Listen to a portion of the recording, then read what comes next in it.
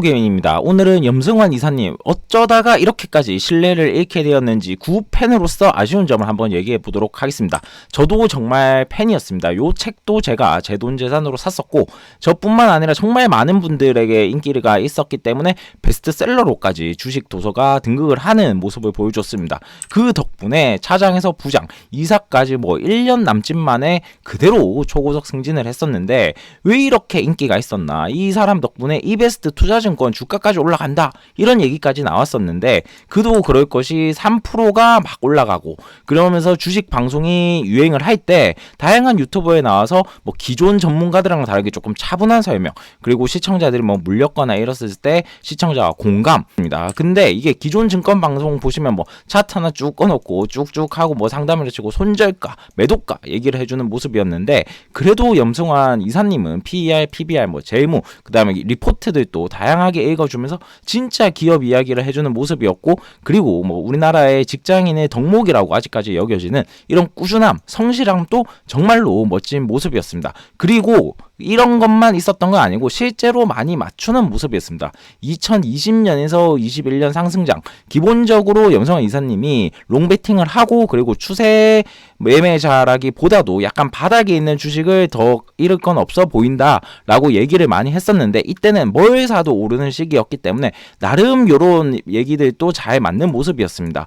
근데 플러스 알파로 줄이니도 굉장히 많던 시기였습니다. 이게 진짜 주식이구나. PER, PBR 이런 거 보면서 부동산으로 못했지만 이제 드디어 나 주식으로 집 살 수 있다. 이런 희망이 싹 뜨던 시작이었기 때문에 염승환 이사님도 거기에 잘 맞았던 것 같고 요런 짤들 너무 많이 있었죠. 의지를 불태우고 있고 이제 매도하지 말고 우리 같이 삼성전자를 사자.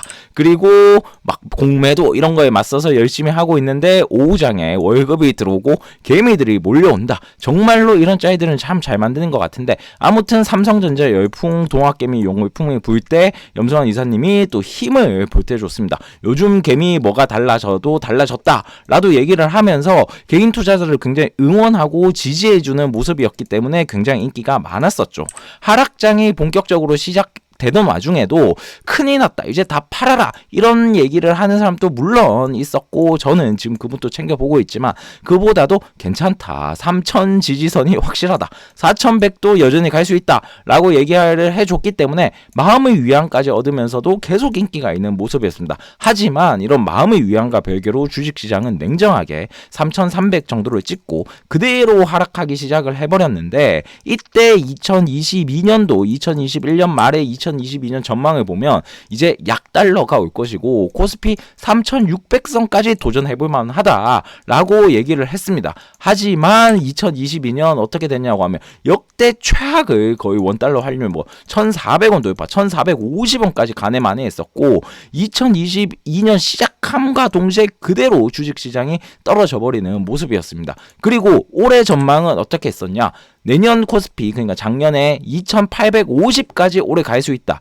그리고 연말에는 3000도 넘길 수 있다 했지만 지금 거의 연말이 다가오는 상황에서 이런 전망들은 다 틀린 느낌이고 보셔서 아시겠지만 요때가 2600대가 최고 수준이었기 때문에 충분히 가능하다고 했던 2800은 어디 갔는지 모르겠습니다. 그래 그러면 원래 코스피 지수 맞추기는 힘들잖아. 기업은 잘 맞췄을까 하나씩 본다면 전자와 2차 전지로 한번 보면 삼성전자는 21년 4월 달부터 계속 사는 게 좋아 보인다라고 얘기를 했습니다. 이때가 8만원 중반대였고 계속 매수를 얘기하셨지만 주가가 2년 6개월 동안 못 가고 지금은 그것보다도 7만원 초반에서 8만원 가네만에 얘기를 하고 있고 2차 전지 비싸다라는 얘기는 요 영상이 굉장히 유명하죠. 요때부터 비싸다 얘기를 했지만 더 가버리는 모습이었고 댓글들도 보시면 다른 종목들 네가 얘기한 거 어떻게 됐냐 이런 식의 얘기들이 굉장히 많이 있습니다. 다른 전망도 한번 찾아봤습니다. 22년도 정도로 가보았는데 이때 네이버 카카오에 대해서 어떻게 생각하냐라는 질문에 이제 긴축 종료 시점이 오면 그래도 22년 7, 8월 요때까지는 업사이드가 있지 않겠냐라고 했지만 안타깝게도 여기서부터 겨우 요 정도 올라가고 다시 한번 떨어져가지고 당시 주가나 지금 주가나 별로 차이가 없는 모습이고, 그리고 건설주 같은 경우에도 어떻게 보냐, DLNC 어떻게 보냐라고 했는데 국채금리가 하락을 했다 보니까 최악은 지나갔다. 그리고 DLNC는 부동산 PF로부터도 안전지대다. 그래서 나쁘지 않아 보인다라고 했지만 정말 거짓말처럼 촬영의 기점으로부터 해가지고 그때가 고점이고 그대로 밀려버려가지고 뭐 틀렸는 것만 일부러 골라서 왔냐? 그거 정말 맹세코 아니고 그냥 틀어서 적당한 거 찾다 보면 웬만하면 틀리시는 안타까운 모습을 보여줬습니다. 채 물론 틀릴 수도 있고 2차 전지 비싸다 싶으면 나는 비싸 보인다라고 얘기할 수도 있습니다. 투자의 판단은 본인이 맞지만 주식 전망 잘해서 승진으로 하고